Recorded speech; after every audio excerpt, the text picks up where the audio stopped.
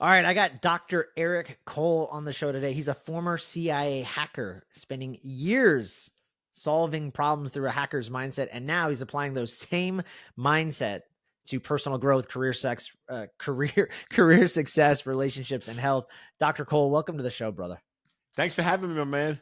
Yeah, excited to connect with you, man. I mean, you have such a diverse background in Yeah. just what you've done in the special intelligence world and in the cybersecurity space, and now what you're doing, and even the personal growth space. So I'm really excited to dive into that. And I always think that people are most disruptive in their industries, whatever they've usually done something come from a completely different world, and then they bring that mindset into, let's say, the coaching or the mindset space. So I'm really excited to kind of hear what are some of the tools and the trades that you brought on. But dude, talk to us before we even jump into all that fun stuff. Like, how did you even get into this hacking world where now next thing you know you're working for the CIA? Yeah, so I'll take you all the way back to the '80s. So we'll sort of put on a little AC/DC or Van Halen and some bell bottom pants and parachute pants and all that good stuff. But yeah, so in the mid '80s, I'm in high school and I want to major in architecture. And a friend of the family said, "Hey, why don't you major in computer science?" And so I did. So I'm in New York Tech, and this was in 1988, 89. Computer science was basically electrical engineering on steroids, which means you had to take physics, calculus, and Fortran, which I will tell you, God bless anybody who's in that field, but that's like torture. I'm like, this is not my life. Like, I do not want to do this. And I'm sitting there in class, and I'm a big fan of sort of listening to that inner voice. And this inner voice said, go to the co-op office. Go to the co-op office today.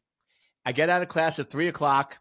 And of course, Universe will always test you. It's Mm-hmm. raining Yep. and it's a 10-minute walk.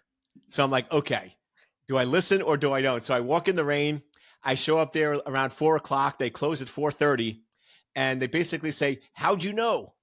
And I go, well, how'd you know? What? They're like, the CIA comes to campus every 2 years and they're coming tomorrow and we have a few slots left. Do you want one of them?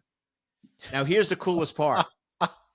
I Wow. had no clue because I was dumb and naive of what I was really dealing with. Like, if I actually knew, like, I was interviewing for the CIA and the clearances and the background checks and how critical that would be to my career, I probably would have been so nervous. But because I was just like, oh, whatever, like, it didn't even register in my mind. Dude, I didn't even have a suit. I went to like a Bloomingdale's on the way home from school and bought like a $19 suit off the rack just so I had something to wear. And because I was so relaxed and cool, I just went in, did a great job. They gave me an application, and sort of the rest is history. That's synchronicity, right? It's always that way when it comes to things Yeah. like that. It's just serendipitous and it's so easy. It's just like the flow of life. Well, talk to us about how long did you work for the CIA? I mean, I know you worked for like the president, Bill Gates. Like, you've done some pretty really neat stuff. I mean, what I guess when it comes to the technology side, I mean, yeah, anything that you could say was like what was one of the like most surprising things that you learned throughout your career working for the CIA? Yeah. So, big things I've learned about myself is I love helping people and I love solving problems. And you go in, if you want to get me motivated, tell me a problem's unsolvable. Like, if you go in and say, oh, this is an easy problem, it can be solved, I'll be like, yeah, don't waste my time. But if you're like, this can't be solved, I'm like, oh, give it to me. Give it to me. Give me 30 days. I'll prove you wrong. Right. Because to me, everything is solvable. Everything is vulnerabilities. And that's really one of the key things I learned is, and I know it's a little scary, but it's the reality of the world. Everything has vulnerabilities, weaknesses, and exposures. Humans have weaknesses and vulnerabilities. Computers, because they were built by humans, they mimic humans, they act very much like humans, they have weaknesses and vulnerabilities. And unlike humans, computers are very predictable. They're going to do what the code tells them to do. So, what I've learned is every system is exploitable, every system can be broken into. But here's the reality: what is the value and benefit worth the risk or exposure? Like, everyone, when they hear about, I'm the cyber guy, they're like, oh, you're going to tell us what we can't do. I'm like, I don't care what you do. I just want to make sure you do it from an informed, educated standpoint. So what I always tell people is most people make decisions on one criteria. What is the value and benefit? What is the functionality that it adds to my life? But I ask you to ask the second question. What is the risk and exposure? And then, is the value and benefit worth the risk and exposure? That's how I secure systems. That's how I do my consulting, and that's how I live my life. All my decisions, I'm going to go in and say, okay, what is the value and benefit? What is the risk? Is the value worth the risk? Yeah. And it actually keeps it really simple. It's very binary when you keep it that way, I feel like. Yep. Yeah.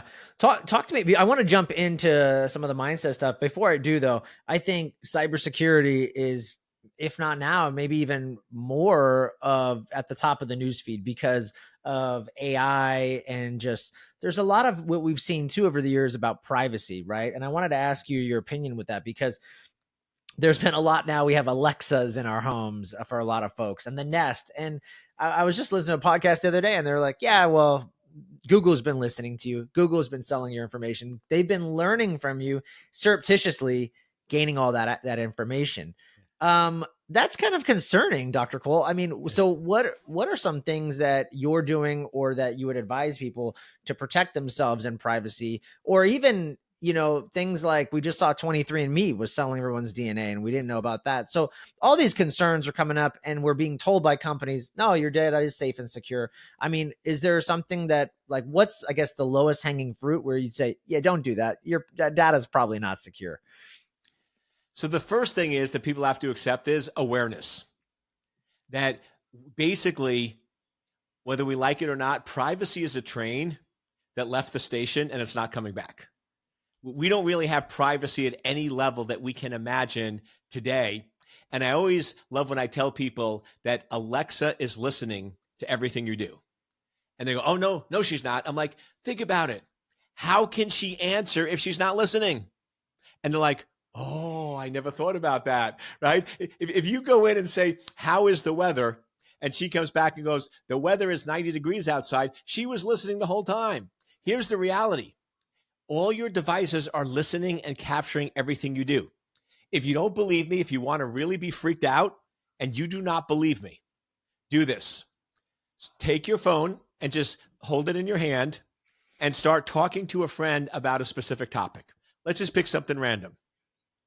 Corvettes. I love Corvettes. So you start talking about Chevy Corvettes and the Z8 and the engines, and you're thinking about getting a Corvette and blah, blah, blah. And just talk about it for about 3 to 5 minutes.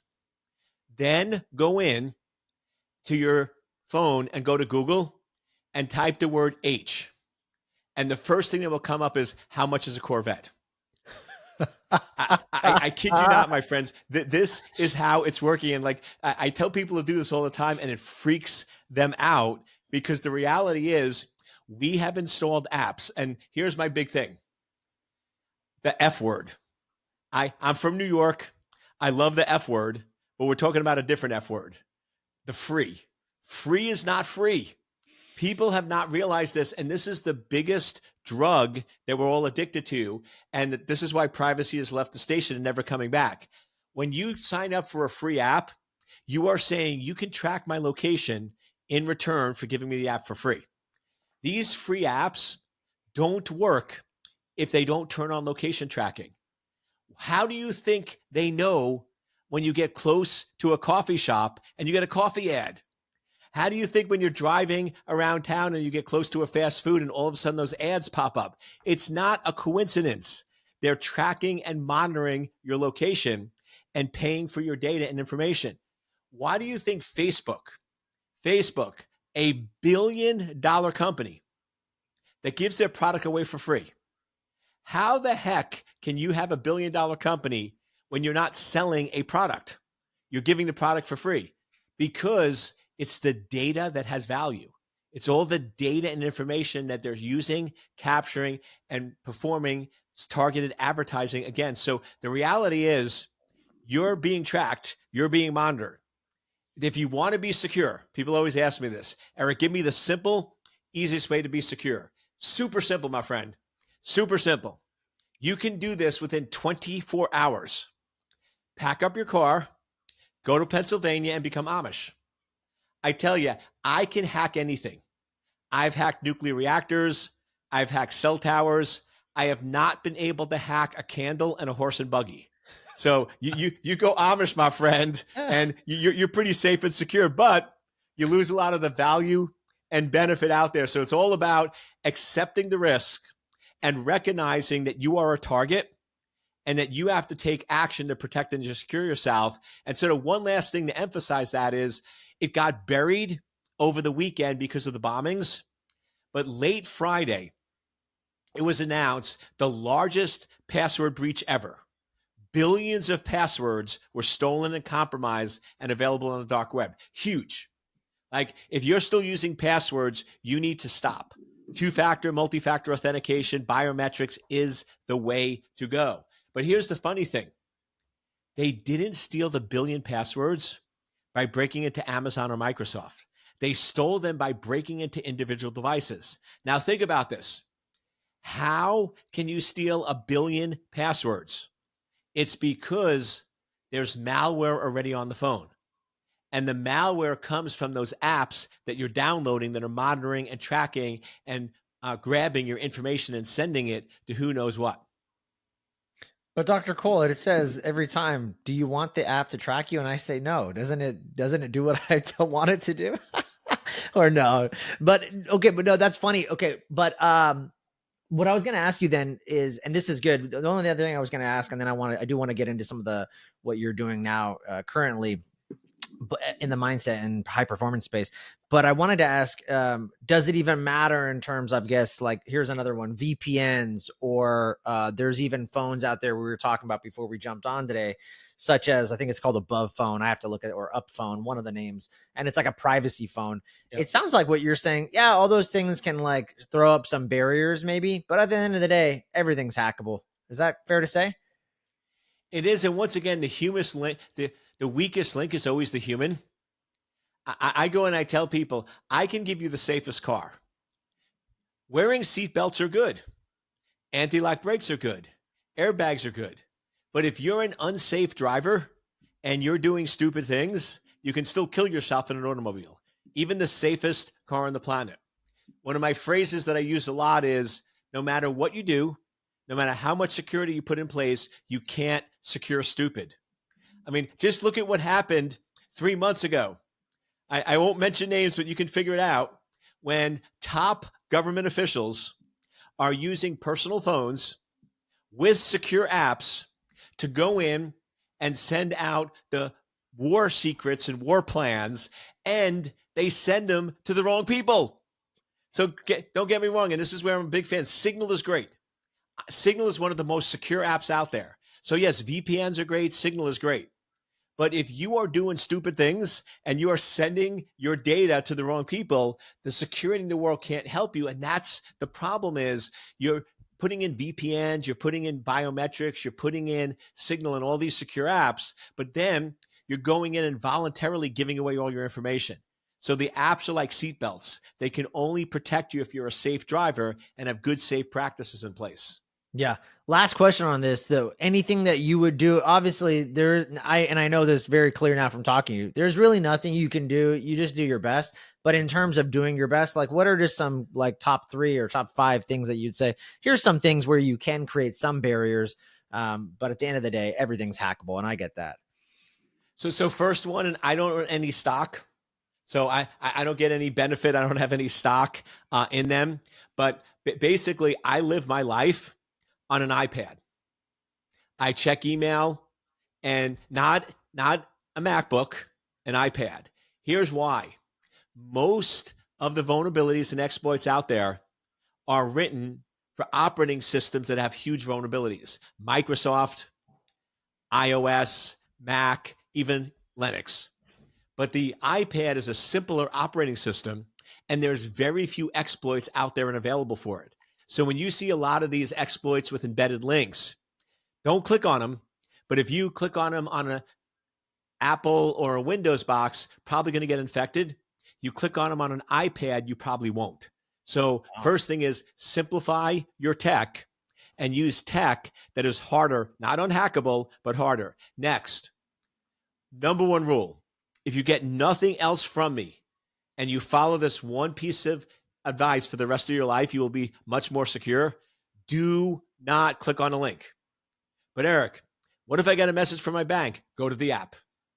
What if I get that? Go to you should have a handful of apps that are secure and protected, and then don't ever click on a link no matter what. Don't believe.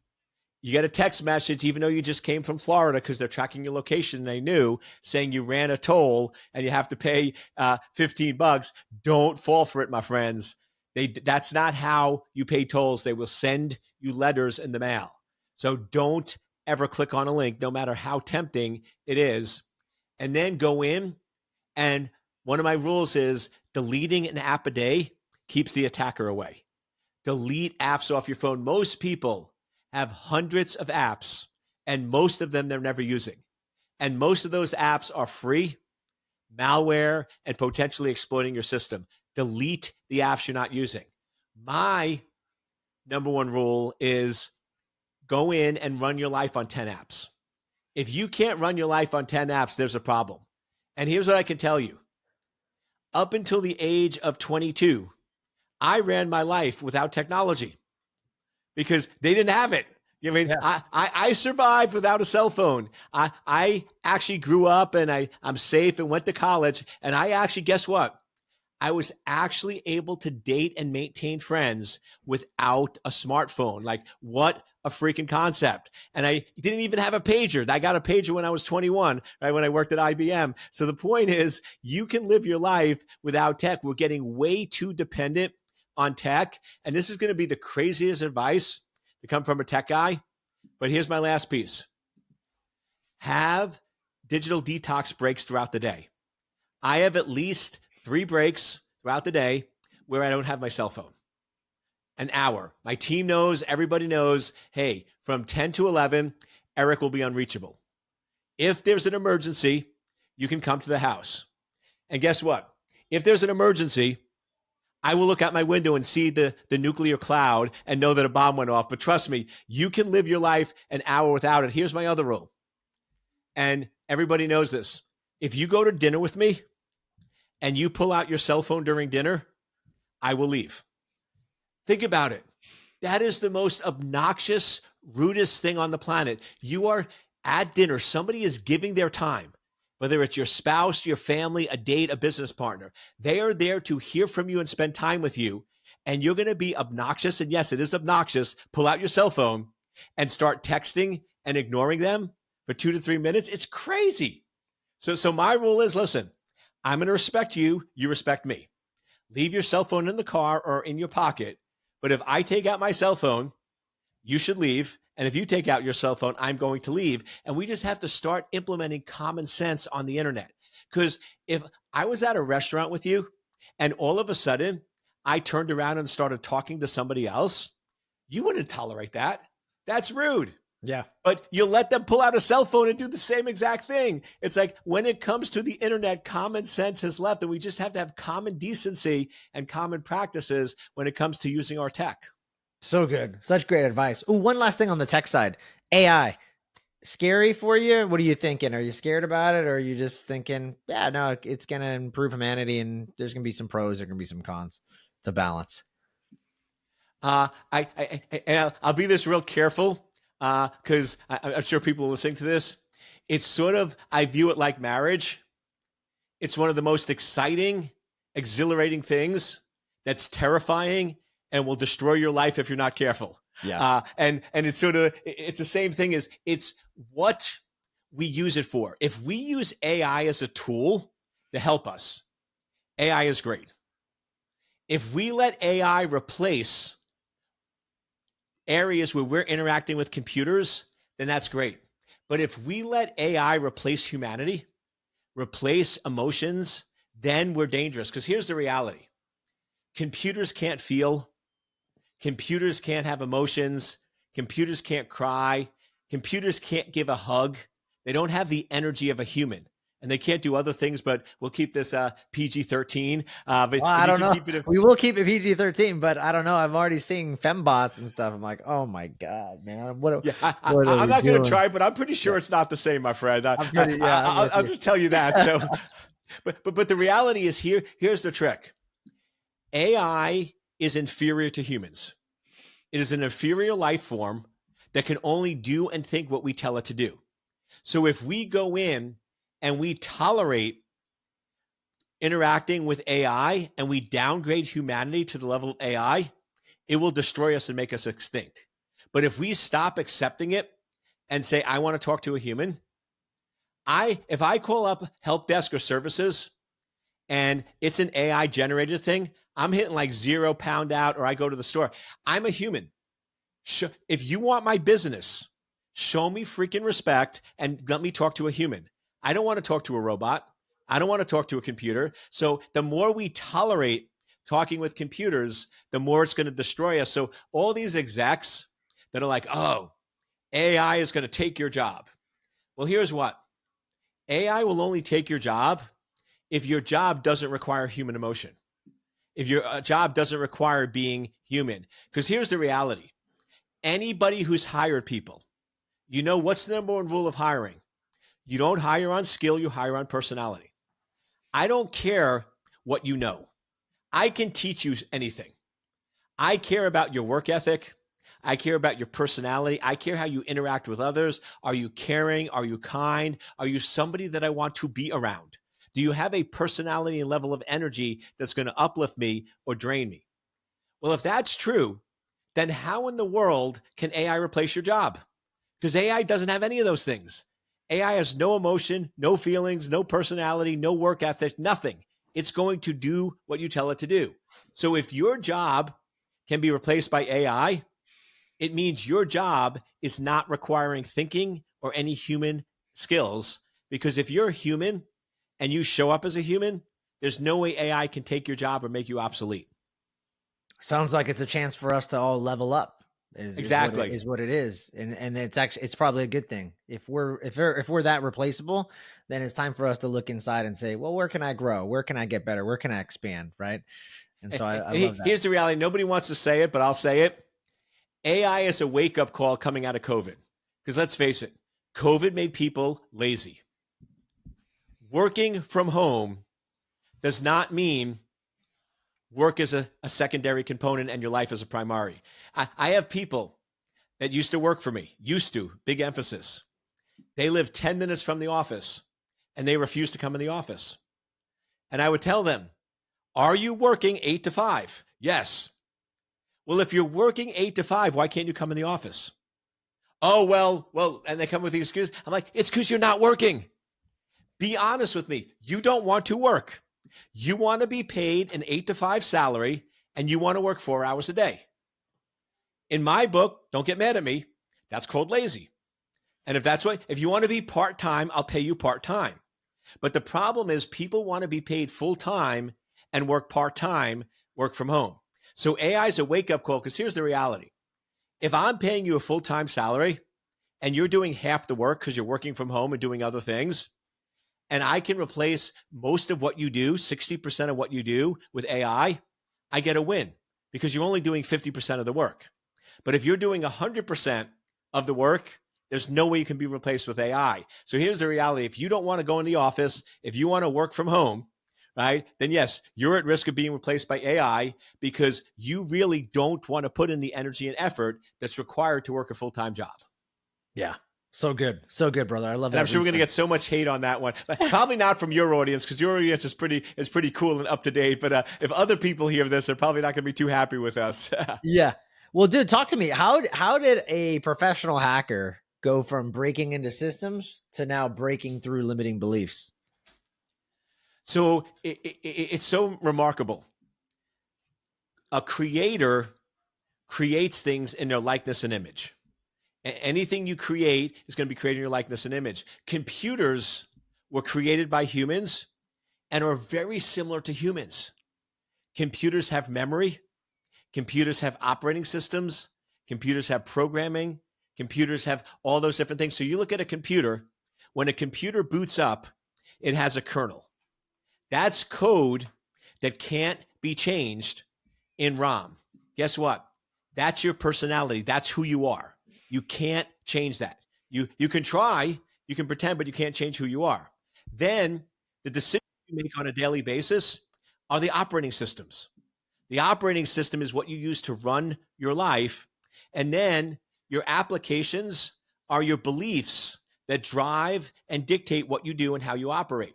So if we look at humans as very similar to computers, then finding vulnerabilities in computers is very similar to finding vulnerabilities in humans. So I sort of got into the space because I was your typical geek. I was brilliant at doing technical. I love being innovative. I love being creative. But the reality is, nobody liked working with me. Nobody liked interacting with me. Nobody wanted to be on my team because guess what? So sort of it's the Steve Jobs syndrome. A little bit of an a-hole, right? A little too direct, a little too this and that, but we knew how to get the job done, and we have zero tolerance for noise or anything that wastes, which means we're great at working with computers that are efficient and optimized. We're not great working with humans that tend to like to talk, distract, and do other factors. So I realized if I wanted to take my life to the next level and be as successful as I am, I need to learn how to grow up and have social skills. I need to learn how to interact. I need to learn mindset. So I started going to all your big events, Tony Robbins, your Brendan Burchard, right? You name them. I've spent a ton of money learning and studying, reading books from all the best out there in Neville Goddard and all the pioneers in the space, Napoleon Hill, right? Absorbed it and said, what is the common themes of all of this? What are the common themes? And it's basically, you're the creator of your life.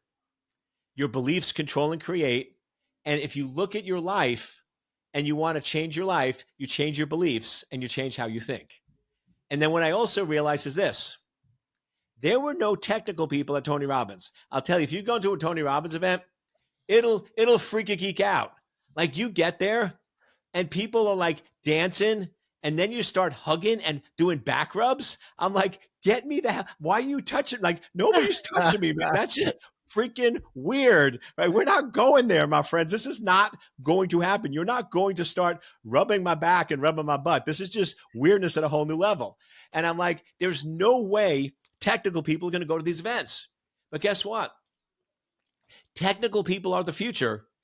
And so many technical people are brilliant making other people rich because they have these great, brilliant ideas, but because they don't understand or know business, they don't know how to interact with humans, their ideas are taken and built upon by other people.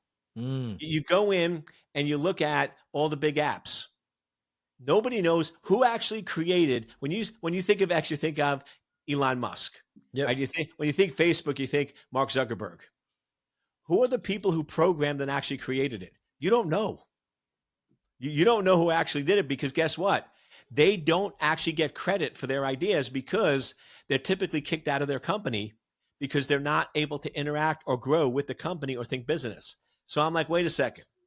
If I want to protect the future, if I want to protect my peeps, if I want to protect my domain that I work in, I better start teaching technical people how to go in and be better humans, how to be better successful, how to be bulletproof.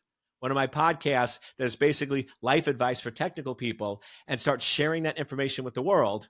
And then I also am a big fan of the best way to help somebody is give them what they want, but sneak in what they need. So when I do my consulting for CISOs and I do my consulting for security engineers, they think they're coming to me for technical knowledge. They think they're coming to me on how to be a chief information security officer because that's what they want. I give it to them, but I sneak in the mindset and the success because that's how everything starts to change for them. Yeah. So good. I love that. What, using the hacker, kind of terminology here. I mean, what have you seen in your opinion? What do you feel is like the most dangerous malware that a lot of us are installing in our minds? The biggest one is lack of self-awareness, where we basically have been programmed. Most of our beliefs that are running our lives in our 30s, 40s, and 50s, and 60s, and 70s were installed when we were 8 to 12 years old by parents and teachers who loved and cared about you. Now, don't get me wrong. I love teachers. I come from a family of teachers. But unless you want to be a teacher, do you want the beliefs of a teacher? No. And guess what? I love my parents. God bless them. But there's no way I was going to live their lifestyle and earn what they did and be de-appreciated in the market. So I don't want their values. Their values and the teacher's values got me to be 21 so I could survive. But then the reality is when you get in your 20s, you need to reinstall your beliefs and become aware of who you are. One of my favorite things that I love to do, it freaks people out. Look in the mirror. Literally, I wake up in the morning and one of the first things I do is I stand about 3 feet from the mirror. I look in the mirror, I make eye contact, and I just look at myself in the eyes for 5 minutes and just listen to the voice. Because here's the reality. All the answers to your life's problems are within you. They're not external. I spent so much money on self-help, and the reality is the answers are within me. Because here's the reality. Who knows you better than anyone else? If you want to be honest, who is the smartest person in your life? Yourself. Nobody knows you better than you. You've been with you for your whole life. You know your weaknesses. You know your strengths. The question is, are you willing to listen? Are you willing to slow down and take the time to listen? Because if you actually stop talking and just stare in the mirror, and I do this 2 or 3 times a day, whenever I'm stressed, I just go to a mirror and I just look at it and just listen to the voice. I basically say, what am I missing? What do I need to know in this situation? What do I need to learn from what just happened? And it might take a minute or 2 minutes, but the answers will come if you listen. Craziest thing. Most people don't even realize this. We have 2 ears and 1 mouth. Maybe the creator was telling us we need to listen more than we talk, right? Because guess what? We don't have a backup. We have backups, right? We don't have a backup for this. So most people don't realize communication is listening. And one of my big rules is all problems are created and solved with all problems are created with poor communication, and all problems are solved with proper communication. Well, guess what? All the problems in your life you created through improper communication. And the only way you're going to solve any problem in your life or take your life to the next level, if you actually listen to yourself and change. If you're not willing to listen and make changes, you're going to keep living the same life. But if you go in, and this is one of the big things I do, I learned this from Steve Jobs. Steve Jobs says every day he wakes up and he asks himself, was today better than the day before? Was it better than the day before? And if I go 3 or 4 days in a row where the answer is no, I start making drastic changes in my life. Now, I take that to an extreme. I go in and every day I say, what is one change? It might be minor. It might be simple. But what is one change that I can do today that will have an impact on my life and help get me towards my goal? And then here's the kicker. Here's the secret. If you want the secret to having the most awesome life possible on the planet, have a 15-year plan. Have a 15-year target. Because here's the reality. The reason why people don't meet New Year's resolutions is because a year is too short. You can't accomplish something that really big in a year. And guess what? Your mind will play games with you and go, it can't be done. You can do anything in 15 years. You're telling me, and I tell this to my audiences, you're telling me, pick a number, 50 million. You're telling me that if that was your top priority and that's all you focused on for 15 years, you couldn't make 15 million? I guarantee you could. Now, you might not want to put in the effort. That might not be your target. Your target might be 15 million or 20 million. But here's the reality. If you don't have a 15-year target, your increase in salary is going to be very, very small and 3 to 5%.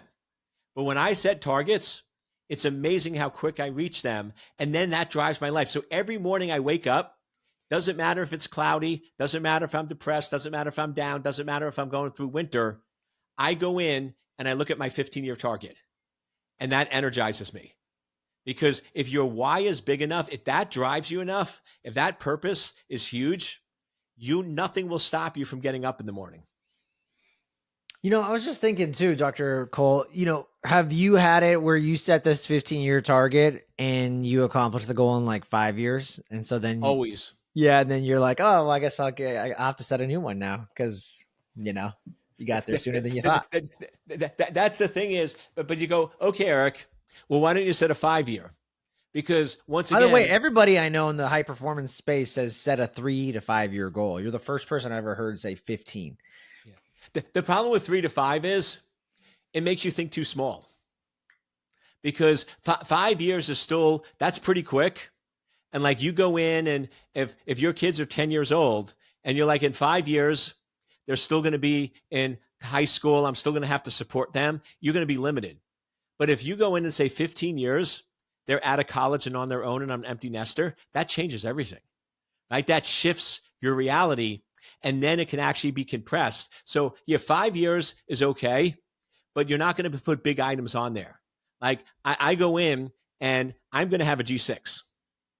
It's an $85 million aircraft. I have a G6 because I want to help people and let people use it that can't afford and have medical emergencies. Guess what? 5 years, probably a little hard. 15 years, piece of cake. So it resets your barometer and then you end up accomplishing it a lot sooner and a lot quicker. But here's the reality. If there's something you think of and you're like, I can't put it on my list, you're not thinking far enough out. Because if you go in and say, oh, Eric, there's no way in 5 years I'm going to have a G6, so I'm not going to put it on there, then you'll never have a G6. But if you go and say, wait, can I have it in 15 years? You will. So now some people, their mindset, go 20. But the reality is there should be nothing that doesn't go on your list. You can accomplish anything you want in 15 years. Yeah, I love that. It gets you out of that mindset of playing really small. Yeah. You mentioned Steve Jobs a lot, and I know you've been around other high performers, whether through the CIA and just the connections. And I mean, you're obviously around a high level of people, the president, Bill Gates. I mean, what would you say? What have you learned that from some of the high performers you've been around that the average person you think misses? Zero tolerance for noise, zero tolerance for small talk, zero tolerance for distractions. If you go in and you look at almost all of these top high performers, you'll notice most of them hate meetings. Meetings are the biggest freaking waste of time because they're not needed. So if you look at anyone, Jeff Bezos, he's the best at this. If you go in and want to meet with him, you better go in and tell him what the objective of the meeting is, very clear, and what are the 3 questions you want to ask during that meeting. And then he will decide whether it's worth his time or not, whether he should delegate it, or whether he should go. But if you don't give him that information, if he is not crystal clear, then he will not go to the meeting. And another big thing is most high performers don't sit down in a meeting because they don't intend to stay very long. With my team, we'll do Zoom calls and it comes across rude.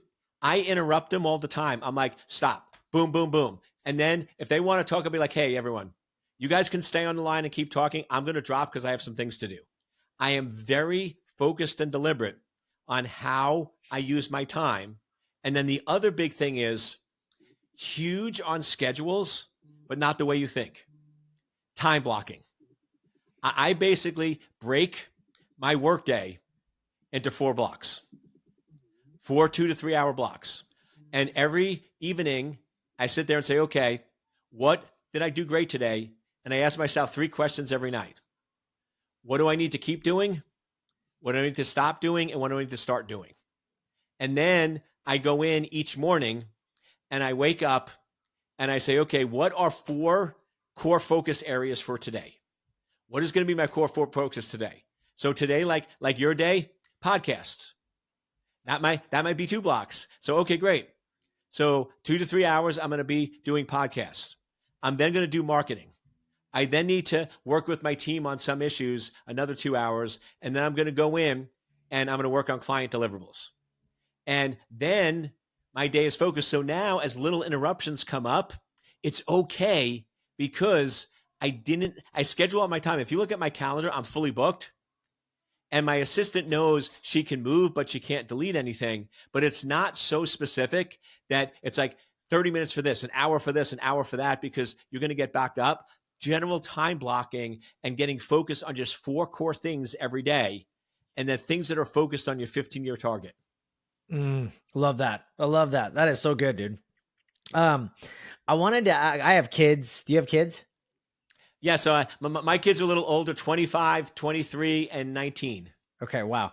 So, if what's a mental hack, I guess, that you would give to a teenager or even one of your kids looking back that you feel like would actually change their trajectory? Because that's a big thing too that we see right in the world. Like we're impacted. A lot of us don't get into the self-development world till way later. We've gone through a lot of pain, Yep. and then we have to figure it out on the back end, like even you said, man, I was successful, but I just knew that there was something missing. And so it's like, well, then you want to teach your kids this so they don't repeat it. Yeah. Any advice that you would give, any mental hacks for parents for their kids?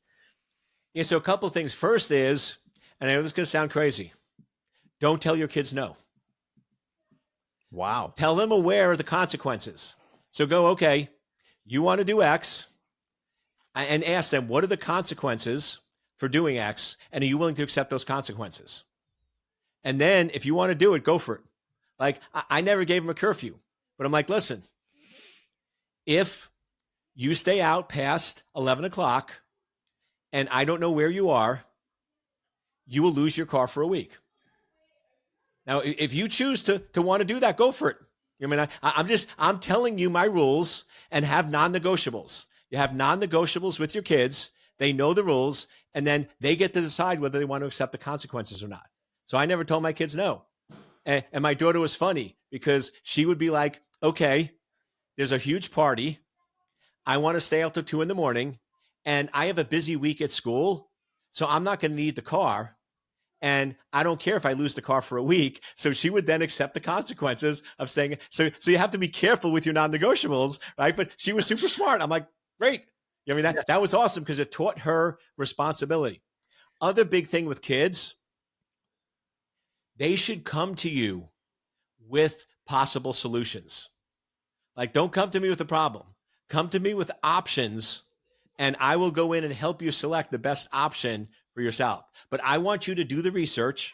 I want you to find out the information, and then you come to me. If you want more information or you can't find it, that's great. But come to me with solutions, not problems.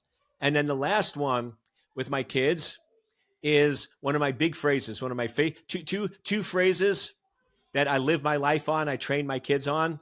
First one is, smart people know the right answer. Brilliant people ask the right questions. So when my kids come home from school, I don't ask them what they learned. I could give a crap what they learned. I'm going to ask them, what questions did you ask today? When we would sit around the dinner table, and at first it freaks them out, but I go around the table and say, okay, tell me the best question that you asked today. What was the best question that you asked somebody? And then it just changes their mindset.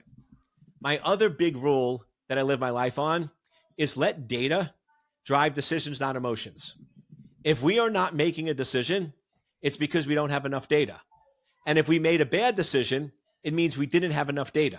The only time you regret a decision is when you get new information after you made the decision and you realize the decision you made was bad, which means you should have waited. So the question I always teach my kids is, do you have enough data to make this decision? And if not, what do you need to get that data? And then wait until you get that additional data. And now all of a sudden that drives everything. Like, kids want to buy stuff. Kids want to buy things all the time. And I'm like, okay, are you 100% sure that you want to spend your last $30 on this item? Because this means you can't buy anything else for the next 3 months until you get your next paycheck at your job. So are you really sure? Do you have enough data to support that? Or should you wait and maybe in a week there'll be something better you want to buy?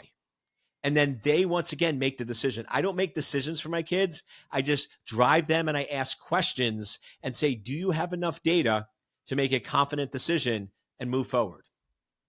I love that because you're actually you're giving them control. You're also teaching them how to make good decisions, not bad ones. Use that data.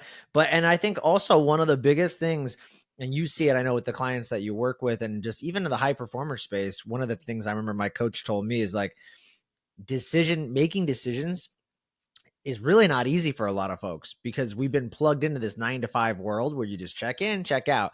But when you're the CEO, you got to make decisions, and and a lot of us don't exercise that muscle. And then we get to a point in our life where we're like, "Ooh, do I go this way or do I get that way?" And as you know, Eric, indecision is the worst place to be in. That's the worst place to live. So if you can teach your kids how to start making decisions early on and get those reps, exercise that decision making muscle, man, that's gold.